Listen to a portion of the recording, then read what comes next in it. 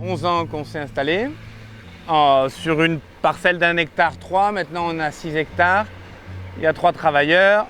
On fait de la vente en circuit court, vente directe, des paniers, cantine scolaire, quelques boutiques, quelques restaurants. Et depuis 5-6 ans, on s'est mis à faire du copier, maraîchage sol vivant, des YouTube, réfléchir comment le mettre en place et tout ça. Donc on a mis pendant 3 ans, on a mis d'abord de la matière organique en surface. On avait mis, il y avait des artichauts au goutte à goutte, on avait fait. Et puis on s'est dit on va foutre 20 tonnes de paille au-dessus, déposer. Après on a foutu du BRF, donc du coup on a mis de la paille sur les artichauts pendant l'été.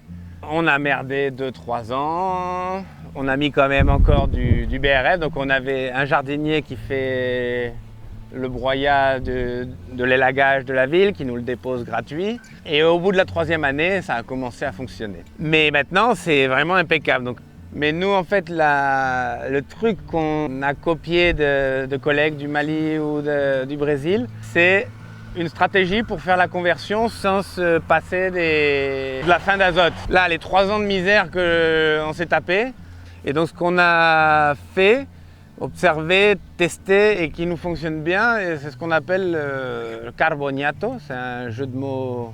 On fout juste après 100-150 tonnes de BRF, on l'incorpore, on fait les buts et on plante la patate douce dans la foulée. Et on récolte la patate douce, même rendement ou meilleur. On a arrosé pendant l'été, on a passé la fin d'azote. Au sortir de la patate douce, on refait, parce que la patate douce, on récolte ça avec des sous-soleurs. Et donc après, on passe un léger travail du sol en automne, au mois de septembre. Et on part sur des choux, fèves, salades, carottes, navets, tous les trucs d'automne. On part là-dessus. Épinards, éventuellement un petit coup d'azote, on a passé la fin d'azote. Il n'y a pas de fin d'azote, mais il n'y a pas forcément énormément de disponibilité d'azote. On est très content. Et en année 1, donc au printemps suivant, après avoir récolté on a fait la récolte de patates douces, après récolte d'épinards, carottes ou trucs, ou bidule, machin, on part sur la rotation là, on fout une bâche et on plante des cultures exigeantes, courgettes, aubergines, poivrons, tomates, et on ne met pas de fertilisant, on ne travaille plus le sol, d'accord. Après la récolte patate douce, ça serait le dernier moment où on travaille le sol, et là on part et aucun souci. Le régène sol, non, alors ça c'est pas de l'expérimentation, ça c'est pour donner à connaître aux collègues.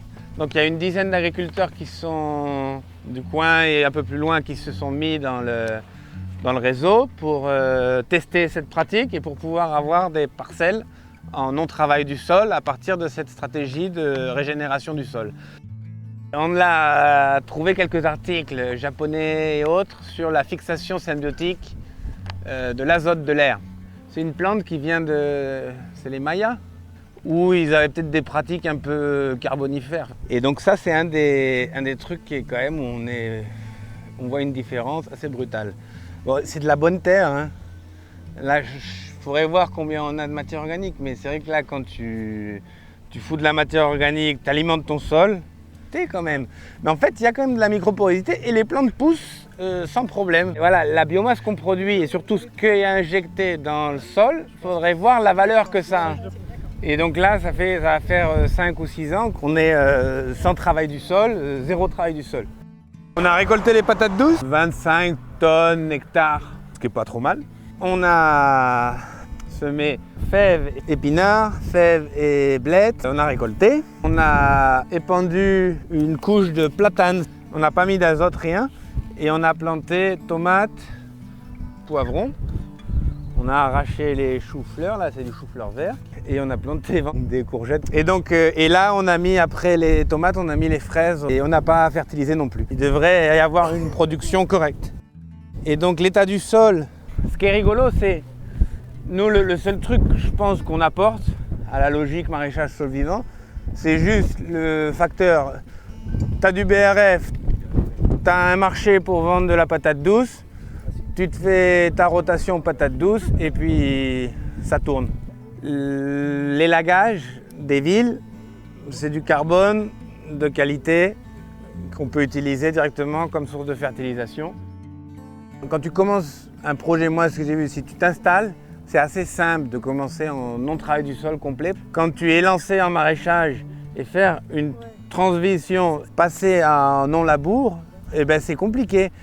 Et donc, si tu veux pas te ruiner, tu y vas petit à petit.